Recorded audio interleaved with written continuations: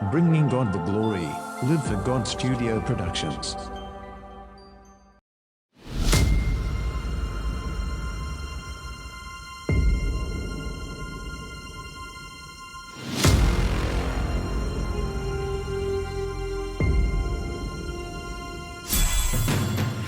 This is an open class special.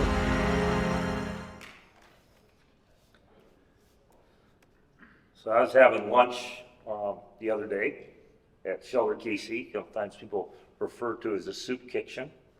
And we were having shrimp that was about this big with ribeyes. Because Don goes to Cisco every Monday, and they bless us with those things. And here were guys that the day before was in a camp eating nothing, and their first meal with us is a banquet, is a feast. Okay?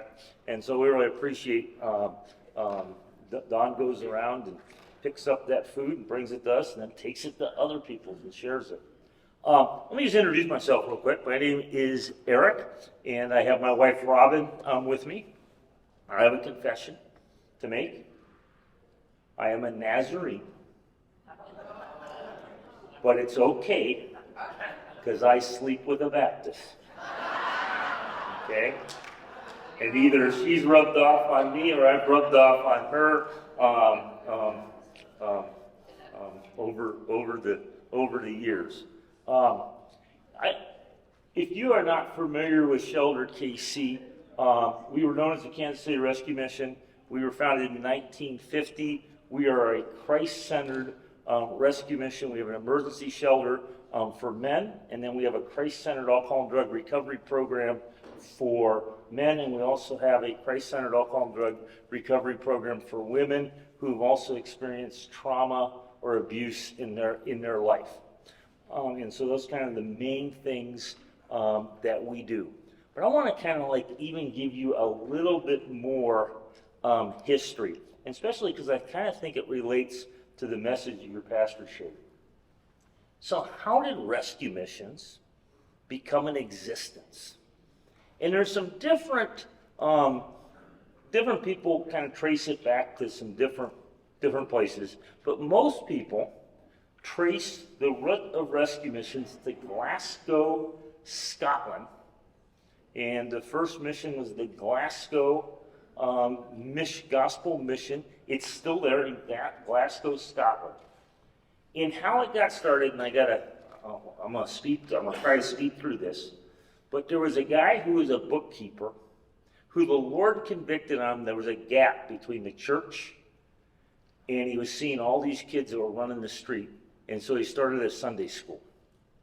And he started having all these kids come to Sunday school, and he got some other people, just a bookkeeper, just a lay person, but he got other people to teach a Sunday school.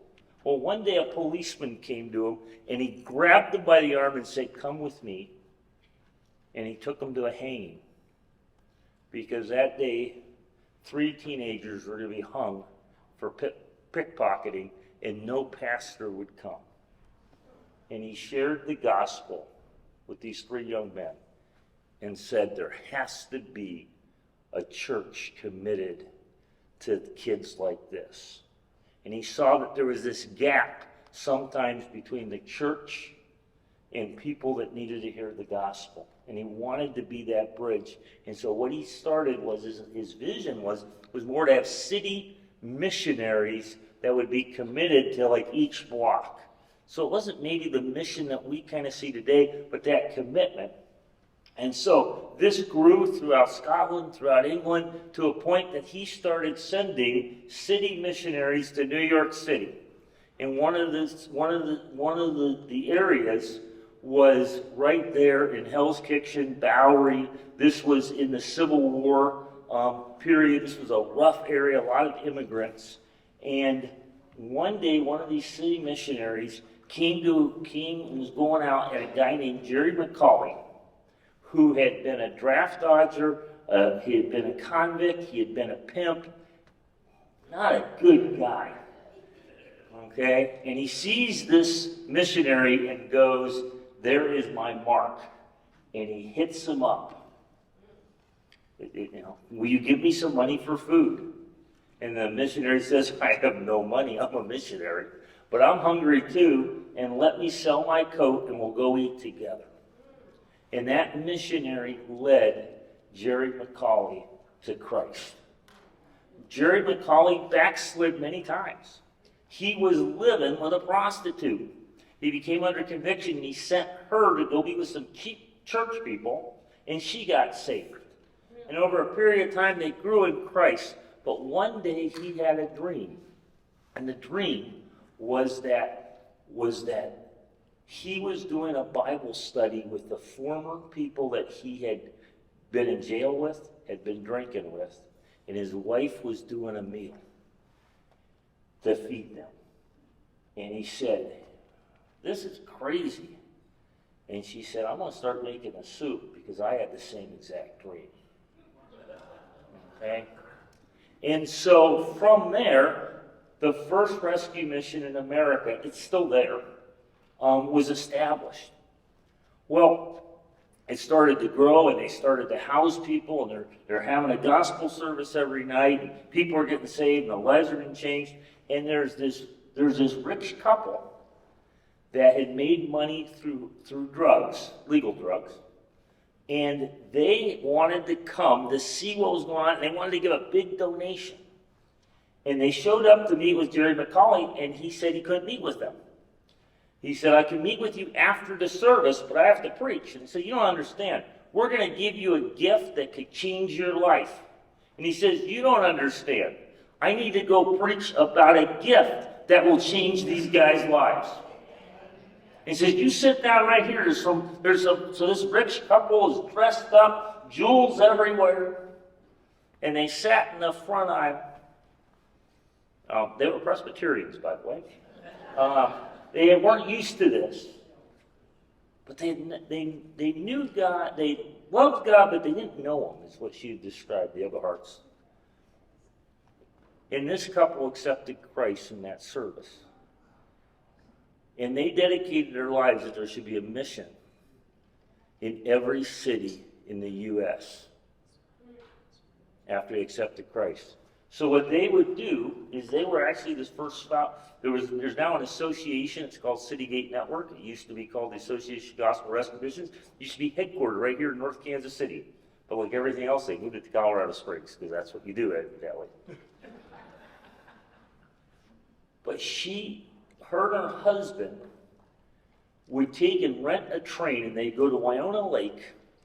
And they'd have a conference every year, but they would stop at towns and they just knock on business people and pastors' door and say, do you need a rescue mission? Do you have homeless? Do you have addicted? If so, get on the train. And they'd bring them to a conference, and this is how a lot of missions had gotten started. They just went and they just got people and said, is God calling you to do this? Not unsimilar to what your pastor just did. And so one of those missions that got started this way from a couple that just got on the train was the Pacific Garden Mission. Anybody ever heard of Pacific Garden Mission? Famous for on-shackle radio, right? So there's a story behind that. Does anybody know why it's called the Pacific Garden Mission? Does anybody? They had no money when they rented this place. It was the Pacific Beer Gardens. And so instead of putting a new stein, they just replaced beer with mission. Okay? So one night, there's two guys going down the road and they're both drunk. One is homeless. Another one's actually a professional ball player who's just in the wrong part. He's playing for one of the New York teams, and he's in Chicago to play the Sox. And they are drunk, and the police are doing the sweep. And the word gets out, if you get into the mission, that the police won't arrest you. And so, Mel Trotter and Billy Sunday ended up in the mission, and both of them accepted Christ at the mission. Both of them became evangelists. You probably have heard Billy Sunday more than you've heard of Mel Trotter. But both of them then went together and did revivals. Billy Sunday was the Billy Graham of the day. Well, each of these cities they do revivals at. Sometimes they do them together, sometimes they do them separate. They would take so much of the money that was left and hold it to the next revival, but they would so much back to say, okay, now who here has gotten saved who's had alcoholism? That you've been saved and now God is calling you to do ministry. And somebody raise their hand. Okay, I need 3 business people and I need 3 pastors come over here. Okay, you're now the board. Here's $500, we'll be back in a year. Can you imagine this? There were about 100 missions that were founded this way. 70 of them still exist today. Okay? Now, this is how this story connects with us. There was a farm boy who left the farm for the exciting life. Didn't want to work on the farm. Does this sound familiar? I think there's something in the Bible that talks about this.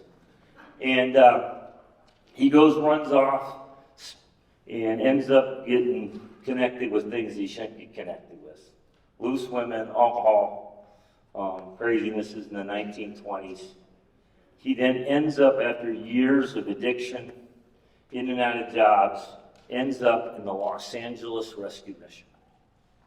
And as he comes to the door, he sees a sign that says, "Hope for all who enter here." That kind of gets his attention. And that night, a visiting pastor is there to speak, and his name is Mel Trotter, the guy that we were talking about. And this young man, his name was Jarrett Acock, accepts Christ that night.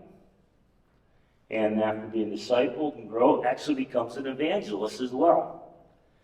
And after being an evangelist for a number of years, ends up coming right here to Kansas City in about 1945, and is the district superintendent for the Church of the Nazarene here. And he then starts talking to all these churches, and he never pastored a church, but an evangelist, and he's trying to get them to engage, and he realizes that there's a gap between the church, the poor, and the addicted.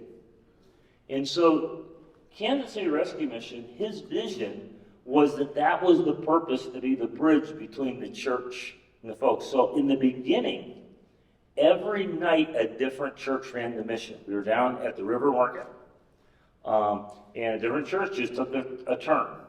For almost the first 20 years, they only had a part-time director. There were 10 of them. Pretty much as soon as you graduated from seminary, they just got another one. And that changed. A guy named Joe Calesi came. Some of you might know Joe. And he had he had been homeless himself. God had changed his life. He was going to seminary, and he said, I'll take the job, but I'm not just going to go here for 2 years. I believe God's calling me for this. And so the mission at that point was down at the River Market. We're now down at the Crossroads. Why did I share this long story? Because David Naismith's heart was touched. And he didn't say, I'm not a pastor, I'm not this, I'm not that. He was just a bookkeeper. And he answered the call, and you can see how all of these strings now connect.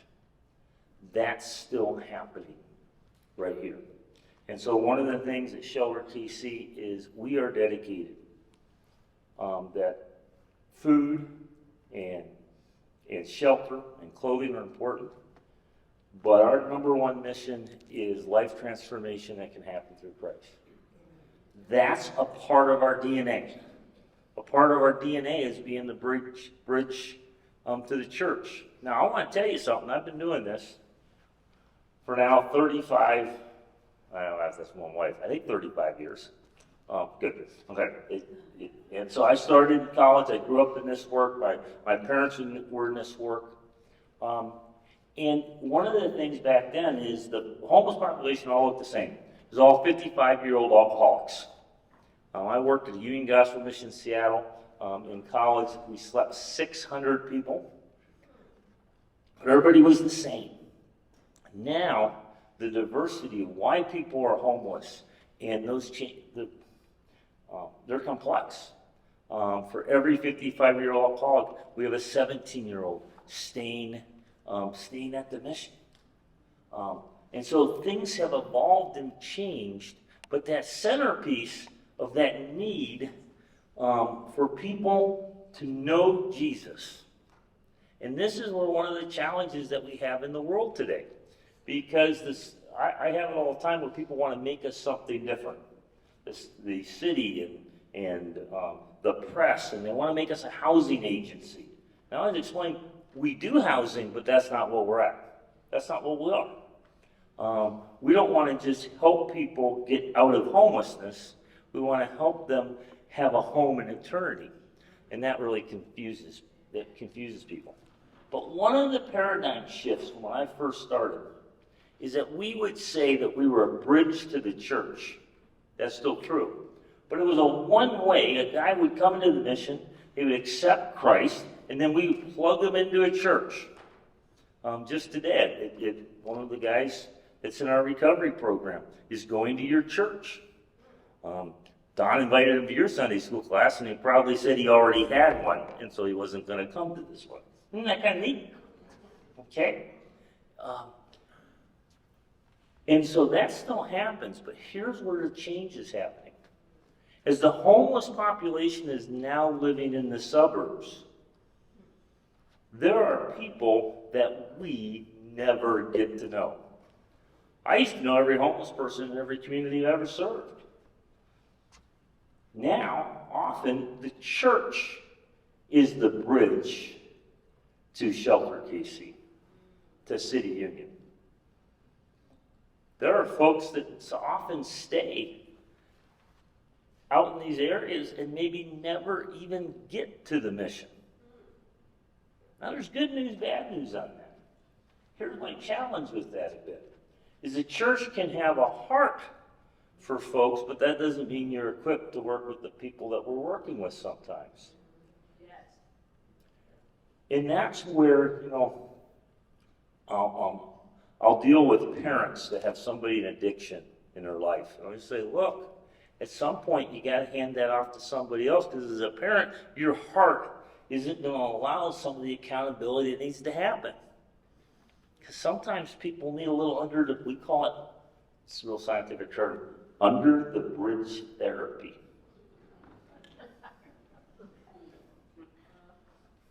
And so one of the things is we need to be, as a rescue mission, a bridge to the church. But often, the church now needs to be a bridge to Shelter KC and City Union. Because the first connections often might be the person that is standing in front of the Hy-Vee asking for money. Turn to your scriptures with me. I'll give you, this is a Sunday school class, so I need to do a little Sunday school class teaching. Oops. So Luke chapter 15. So as a mission guy, we're all about the prodigal son. But let's just take a little time with this passage. First of all, Jesus is being grilled by the people of the day. And he then gives 3 parables. And the 3 parables are what? Lost coin, lost sheep, and the lost son, the prodigal son. And basically, the essence of all of these is how much God loves the lost. Jesus is getting grilled. Why are you spending time with these other folks?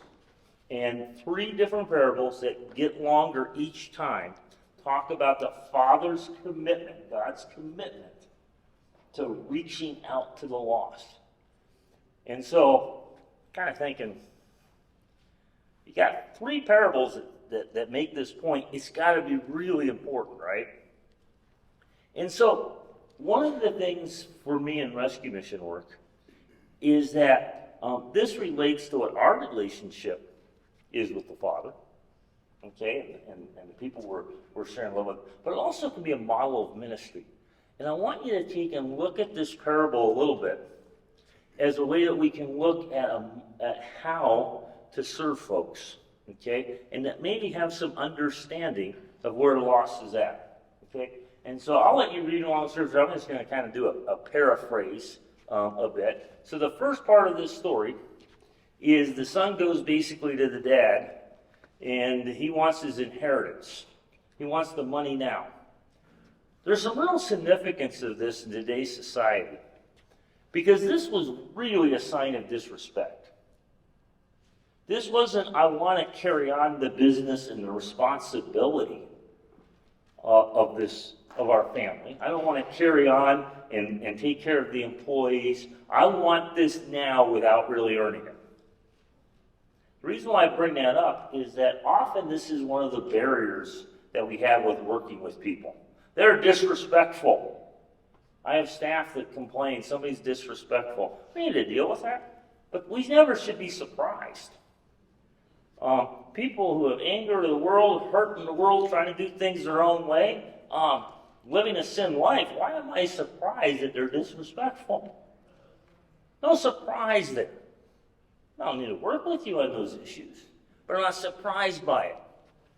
But think of how disrespectful this son was. I'd rather have you dead to have what I want without earning it.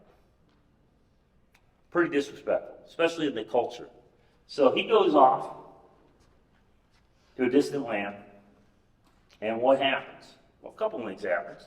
He goes party hardy, but a phantom of the land hits. There's no food. There's a crisis. This is really important for us to understand today. Because as Christians, as we're working with people, we sometimes don't totally comprehend that the consequence of sin often is not in the same timeline as the sin. Are you guys hearing what I'm saying here? Yes. So you've got a family member and you see that they're doing destructive things. They don't see it yet. So you might be ready for them to change, but they're not ready to change. The consequence of the sin was not happening during the sin in this case. It wasn't till now there's a food shortage. Those that are in addiction do not make their own choices. Their addiction makes their choices for them. People who believe they have friends do not have friends. They have people that they sin with. So then when COVID hits, did you have money saved up? When COVID hit and the jobs are going, the workforce is in half, the employer fires the people that show up late on Monday because they were using. Right now, there's a shortage of employees, so you can show late up on Monday. When this economy retracts some more and they cut again, who's all getting fired? People will party on Friday, Saturday, who show up late on Monday. But right now you can show up late on Monday. Are you getting what I'm saying? Yes. So as Christians, we're ready that we know that if you commit this sin, here's the consequence. But often it's not at the same time. It's delayed. And it's other things that happen. So when the economy happens, when COVID happens, often it takes folks who've been using for years, who've just been functional, who have been able to still work and use, and then all of a sudden now, or it's when the judge finally says they've had enough, or the doctor says you're going to die. But usually it's a ways from the initial committing of the sin. Okay? So, he ends up in the pigsty. Here's the only thing that I think is significant. Who is he in the pigsty with? The pigs. Okay? So you got a Jewish kid. You can't get much lower. Okay? You're not going to get any lower than that. That is the low of the low of the low, right? But here's my other thing that's really significant here. Where were all his friends? Where were they?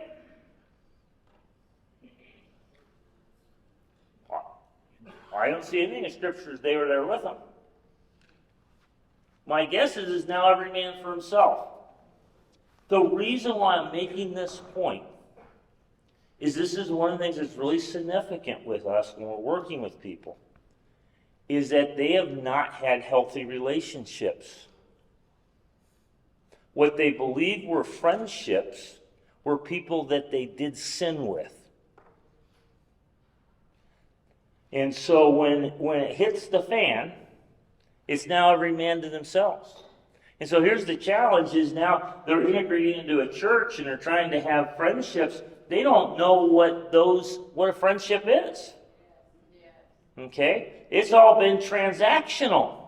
We have women who they don't really know what love is. It's been transactional. They keep on getting with abusers.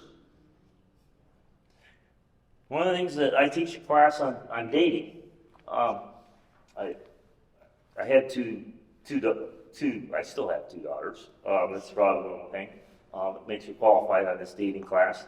But one of the things that I talk about is, I'm amazed that you believe you can have a romantic relationship before you even have any other healthy relationships. Have a healthy relationship at church, have a healthy relationship in other places, make sure your relationship with Christ is right, and have those other healthy relationships, and then we start talking about those other things. But the first relationship is usually we have sex, and then we try to figure out how to salvage this. That's the pattern we're at in the world today. We commit first, and then try to manage it. We've got a group that they have had only relationships with people that relate, but the only thing they had in common was doing sin together. How do you break that? And so we need to understand that. So he's in the pigsty, right? Here's my other thing I think is very significant as you're ministering to the addicted and folks that have life-controlling problems, is there's nothing magical about the pigsty. I know people that can be in it for a long time. I know people who can thrive in it. And so here's the deal. It wasn't that he was just upset with not having something to eat. Is that the scripture said he came to his senses. I think, so the King James, he came to himself. Is that he came to a conclusion that something had to change. See, there's a lot of people out there that have come to a realization that they don't want to be in the pigsty. But that's not the same as coming to your senses. Yes. And so what we need to be careful is hey, are we actually bailing people out of situations that they need to come to their senses? And so the son then determined to go home, but here's what's interesting, is how did he determine he was going to go home? Anybody remember? Shout it out. He didn't come home as a servant. He was not how people say, I am ready to change. Great, we're excited for that. But that waking up at 6 a.m., that don't work for me, and there's no dating thing, and that church stuff, but I am ready to change. And they're negotiating their recovery. A lot is done through fear. There are people that are motivated by fear to make a change. But the problem with that is that when they're no longer in fear, they go back to managing their recovery themselves. And that's where there isn't a surrenderance to Jesus. If you're not Lord and Master in your life, if you're not giving everything, you just can't give the addiction. And so there was a come to a senses moment there. So here's the part that excites me. This same dad, that there's no evidence that he went and sent anybody out, didn't go looking for him, he had means, saw him from a distance.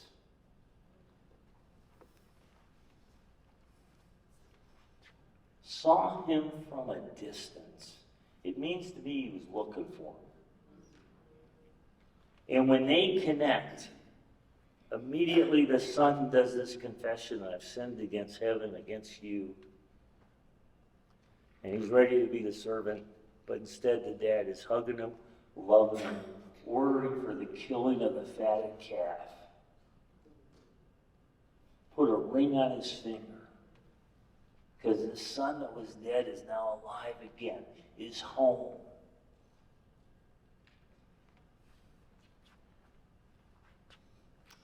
This is what we live for at Shelter KC. We get to have graduations. We get to see people who are restored with their kids or celebrating those simple things of that new job. When a woman's in the shelter who's had her kids taken away, and I ran into her at a church I was at, and sitting in the front pew was her with her kids, dedicated to be a godly woman. That's what we live for. There's a celebration. I have pastors that tell me, isn't it hard work what you do? And it's almost kind of, the implication is, like church work would be easier than mission work. Now, I'm not sure if that's true or not. I mean, I see what pastors do, and all of their the people they serve are also their bosses, and church committees, and I go, and it's hard to be a pastor. I see what we do and go, man, I get to be on the sidelines of seeing God change lives, and we party, we celebrate. I mean, we have a lot of fun in what we do. It isn't this dreary, there's this mindset that there's this dreariness, this darkness, and there's this depression. When a person has been released from the bondage, they're pretty happy. And I get to be a part of that. It isn't sad and depressing. It's actually pretty cool. We have fun. Well, we get a little crazy, but we have fun at our place. Here's the other part of that story. Is the brother shows up, right? And he is ticked off. And he starts going and saying, hey, I've been slaving for you, and it all becomes about him. It's not about the change. It's not about that victory. And he goes through this list of all of the wrongs.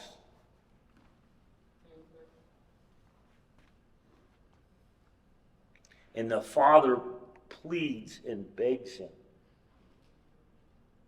to go, that they had to celebrate because this son that was dead is now alive. And the brother can't see anything but himself. And it's all about keeping score at that point. I have to keep that in mind, because if I'm not careful in this work, I can become the brother. I can become, you did X, this is what you deserve.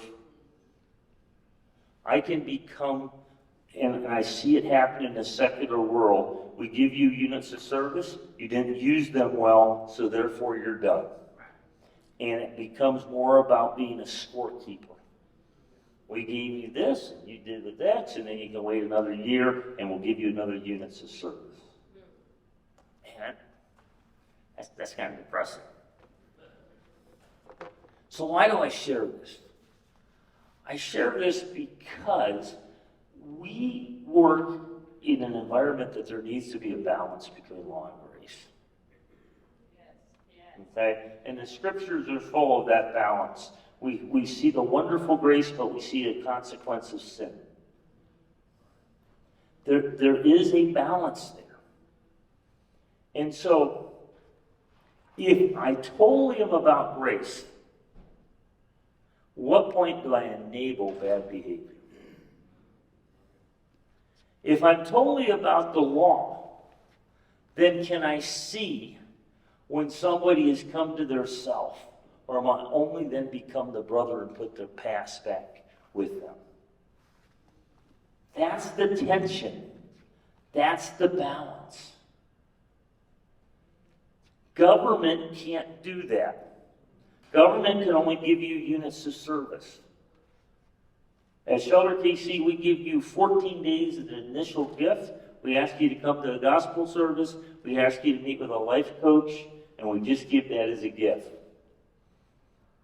But if you want to stay past 14 days, you need to start having a plan. What are you doing for independence? We'll help you with that, but you need to start taking some responsibility here. We also have a Christ-centered alcohol and drug recovery program that if you're ready to now deal with those issues. And we're going to be alongside with you, but at some point, we're easy to get into, but harder to stay. So how do you handle that balance in the relationships? We want to have compassion with the homeless, right? So here's a couple of my tips. Be relational first. Be materialistic second. And what I see is that we usually are about stuff first and about relationships second. What do I mean by that? Consumption does not determine need. Anybody wrapping around that statement? You know what I mean by that? So I spent about half my mission work doing urban youth ministry. Working with teens, many of them from dysfunctional families, many of them that literally the battle between drafting them into drugs and the gangs was a daily battle. But some of the young people excited and passionate for Christ that I've ever seen because it was a real battle that was clear. But that group of teenagers, if I fed them all pizza, and they all ate the pizza, and they were all content, if somebody came with a pizza truck that got ran over and said, we have 100 pizzas, and I brought it to them, they would still eat it. Because they're teenagers, right? That consumption does not necessarily equal the need. So what do people really need? I'm not saying that people don't need to eat, but here's where I want to go with this a little bit. Is there's a different church group that feeds every night in Kansas City. I'm trying to get them to only do it 3 nights a week. Because why ever come to Shelter KC if we're bringing the food to you the whole time? Now, there's an advantage to bringing that food because I share Jesus with you, and if I build a relationship with you, that then's a connection to the next steps to get you to Shelter KC, then that's a good thing. But if I actually take it where I have no motivation to change, because I brought you a tent, I brought you a meal every day, and we're just giving you stuff, but we haven't developed a real relationship with you. That through that relationship, we invest with you to say, maybe you should do something different. Where is that line? And I'm not saying we shouldn't deal with material needs. What I'm saying is that if it's not strategic, if our first goal should be, how do I develop relationships with people? Now, how do I develop a relationship if I ignore that you're hungry? How do I develop a relationship if I don't address those things? But is my first goal to meet that need? Or my first goal to be relational, to share the hope of Jesus with you, and through that, let's eat together. So let's talk a little bit about panhandling. You ever feel a struggle out, now I know Northland real well. We're, Hy-Vee parking lot, is that a place with panhandlers are at, down here? Okay. So how many, you can admit, how many people give money? Okay. Okay. How many people don't give money? How many people have not given money and felt bad about it? How many people gave money and still felt bad about it? So there's a flyer here that I'll let you go through that kind of helps you work through that. So, does anybody have a guess what the average amount of money that a panhandler makes in Kansas City, Missouri a day?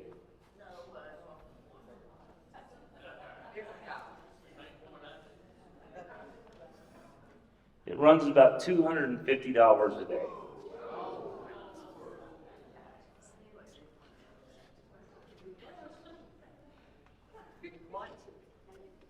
So here's a real challenge.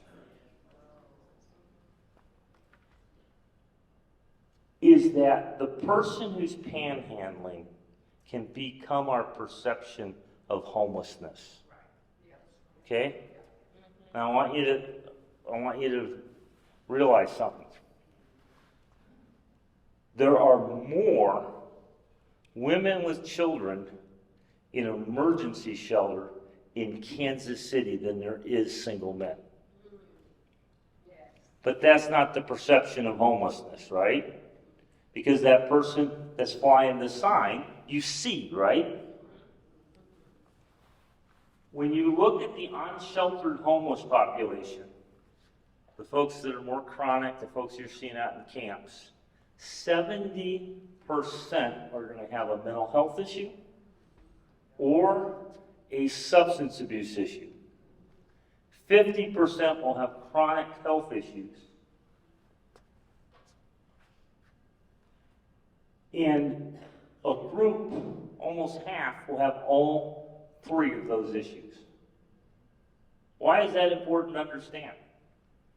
Because housing alone isn't going to solve those issues. And so here's the challenge in giving money. If you're giving cash, are you supporting somebody's addiction? And here's the problem is, how do you know? Does that mean that everybody that's flying a sign has an addiction? Nope. But how do you know? What kind of engagement can you have talking through your window?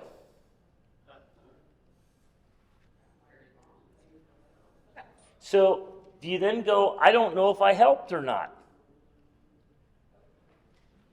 So one, this is why I believe that it's important that the church has the bridge to places like Shelter KC.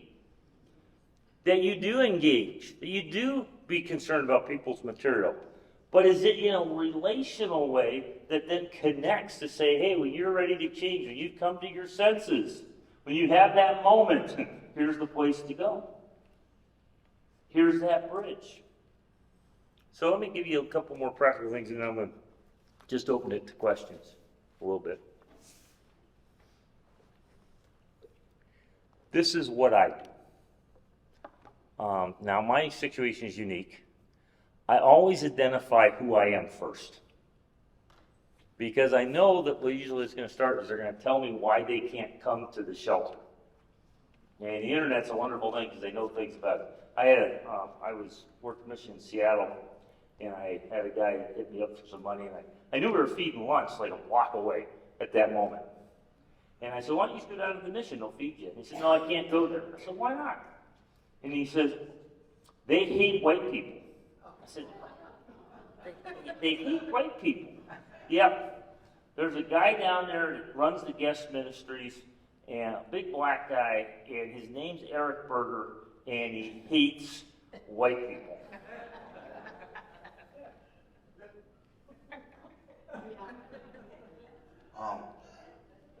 didn't know that I hated white people. And so I gave him my business card, and his response to me was, well, you know how it is. Well, what was it? He had a cash amount to feed his addiction. And he had to have a story on why he couldn't come to the mission. Okay? I'm not saying there ain't some truth sometimes in some of the stories. Somebody's not ready to change. We're working, one of the things that we used to ban people from Celebrate KC, we don't do that anymore. We suspend people, and we tell them their path back. We're eagerly waiting for them to make right choices. When someone says, you threw me out, I said, did we? Or did you choose not to be here anymore, and we're waiting for you to make better choices? Kind of look at you.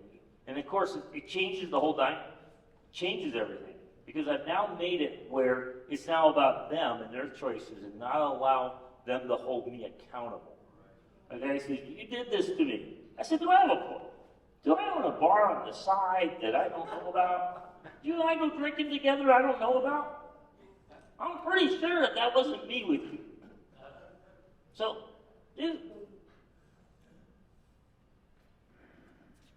So here's how I want to identify who I am. When I'm at high meeting, what I tell folks to do is, I'm not going to give you any money. Now it's real easy as I don't have any money. So there, I don't carry cash. So that does, be careful on that. I had a guy that does take Vimeo, was ready. He was ready right there and then, yeah. But here's what I always say, and this is my comfort level. It might be different, I say in 20 minutes, 15 minutes, I'll meet you at the deli. And if you're there, I'll have a meal with you. Public place, not in private. 9 out of 10 times I spend by there and there's nobody there. Okay? Why? Because they just wanted to catch. Okay? But that 10th time, because I didn't just say no, somebody's there and they're ready to engage. We've got a guy on our recovery program that the pastor did exactly that with him. When they were done, they drove down to the mission. And he's now 3 months into our program. Okay? Because he was now in that moment that he came to his senses. And so, man, if I have that opportunity to share a meal with you, find their story, talk to them, I'm going to do that all day long. And I'm going to share that, and I'm going to be excited about that meal. But the challenge is I don't have any faith that $5 is going to a meal. And I don't want to do something that hurts people. So how do you navigate that? And so if you go to that table, there's a couple of flyers on how to do that. So here's what my encouragement is to do things in groups, know why you're doing them. Meet material needs. But frankly, I'm going to give you another one that's a little hard. Your time is what is needed, not your money sometimes. Yes. That person needs to see eye contact, needs to know that they have value, and needs to have conversation. And then if you give them a meal, great. Truthfully, drive-by money. And so I've got to deliberately make sure that I'm taking the time. That's somewhat, I've got some resources on looking at that, but that's one of the things I encourage is work with other people, work the mission, engage the homeless, get them into your church, get them into the mission, but do it in a relational way, but understand limitations. Understand you can't do recovery on the couch, on your couch in your living room. It won't work. Okay? It's why we exist. It's why Celebrate KC exists. Be that bridge.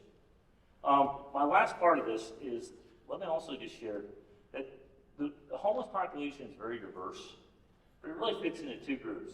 Those that are having a crisis and those who their life is a crisis. The people that their life is a crisis until they deal with addiction, until they deal with the mental health issues or whatever, are going to stay homeless. But those are the people that are more likely to come to you.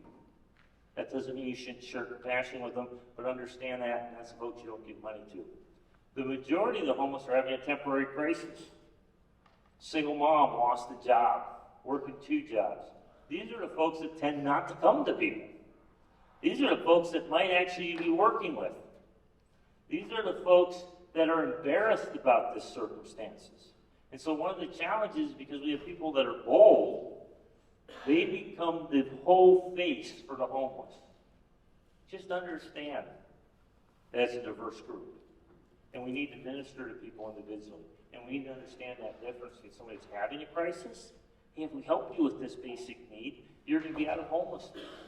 And the person who their life is a crisis, that if we keep on putting cash, we actually might be delaying them to be in recovery. And so that's where I'll go back to, that's why relationships are important. That's why if you're not engaged with people, you don't know what's going on. So, my last thing is I had a video, and we weren't able to show it, but if you go to shelterkc.org, you can actually watch the video. It's right there on the website. So, questions, comments, concerns? Yes, ma'am. Here, I'm gonna do the whole Donahue thing. Actually, this is a group that actually even knows who that is. Yeah. Question is, did you guys recording and I can get the CD for my organization? I'm a part of this summer, crankthehunger.com, and I can learn for you. I believe this is recorded, but I do not know. Oh, I don't do this, but I need a CD. On Facebook, I believe. Oh, I can download it. go. Thank you. Okay. Any other questions? I just wanted to, it's amazing how God works, because when I'm driving to work and I see all these people under the bridges, in the median, and it has been troubling to me. What can be done? I said, what can I do? And it's like I prayed about it, and then it's like I come to the Sunday school class, and here you are talking about it, and it's just amazing that it's kind of like my prayer was answered, of giving me some direction or some guidance on what I can do. So I just want to say thank you. So.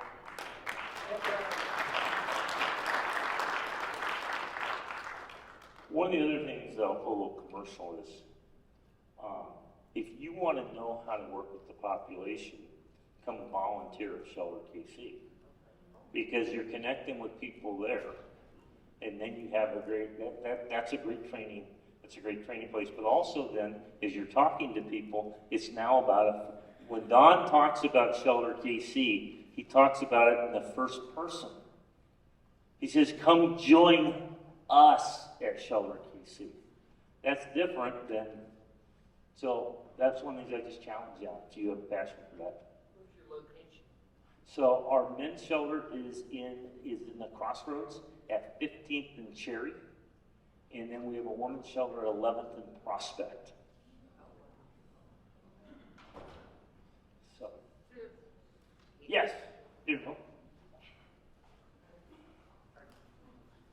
And I think you may have answered my question. So we can come and volunteer, like to say to feed or to help in other ways. That's the question. And I noticed that you said some people make it through after the 14 days. What happens to the people after they leave after 14 days? You just kind of say bye, see you later? No. So you can continue to stay till you're out of homelessness. But you now need to have a plan. So we have a program called Launch. And so you're meeting with a life coach. We're doing discipleship with you. You are saving your money. Once you have an income, we actually charge you $300 a month to stay with us. And then we give you up to half of that back for first month's rent and utilities. Here's the deal. If you have a bad day, you just decide to leave and go into a motel, we go, well, that was nice and all, but we're not going to give you, that money was to take care of yourself. Well, so what we want you to do, and it's a new concept for a lot of people, is that what used to happen is you'd stay until you could stay somewhere else.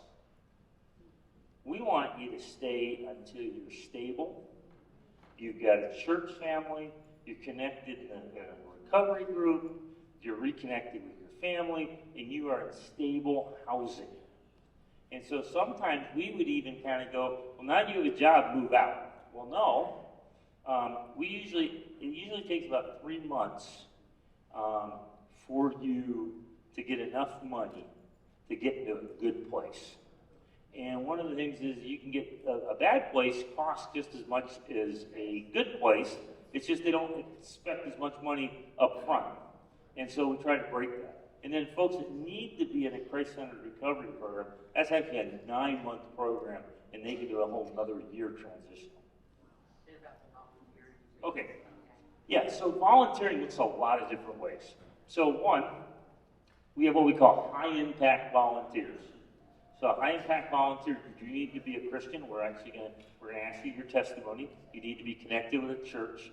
And you are then committing to doing something on a weekly or monthly basis. And that can be doing mentoring, that could be teaching a Bible study, that's those things. But there's also then what we call more occasional volunteering. You can come and serve a meal. And so there's kind of 2 tiers. It doesn't take as much screening to do those things, do holiday events people can do, and so on. So when we've been in our better times, we put together what we call blessing bags. They have like washcloths, stuff like that. It says here never give them cash. Sometimes we may put like $5 in there, like in a snack or something. But, you know, other than that, we put like things that they can use, like a pen, paper, washcloth, something that, you know, get them cleaned up, shaved. Yeah. So those, I keep those in my car. I tend to more focus on climate-related things than necessarily that I don't give bags throughout the year. When it gets really cold, I'll have the bags in the car, hats and gloves. When it's hot, I've got water bottles, and I'm more kind of focused in that very specific need.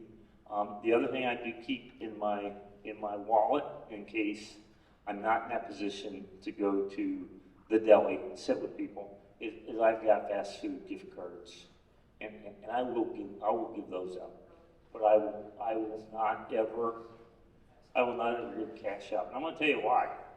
My guys in the recovery program, the horror stories that they've told me about their overdoses, about how I've asked, like, okay, so how much cash? Well, I only got as much cash as I needed to pay for the hotel and get high that night. And often it wasn't until that got shut down was when changes started to happen or they got arrested. And so I'm just getting,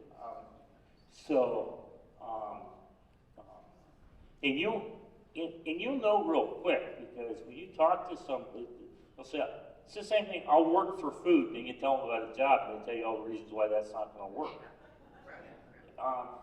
And once again, I don't want you to become hardened that there's that 1 out of 10 person who's ready. So be offered to meet that need, but just understand that you don't know who has an addiction issue, and it's more likely than not that there's an addiction involved, in cash that won't do it.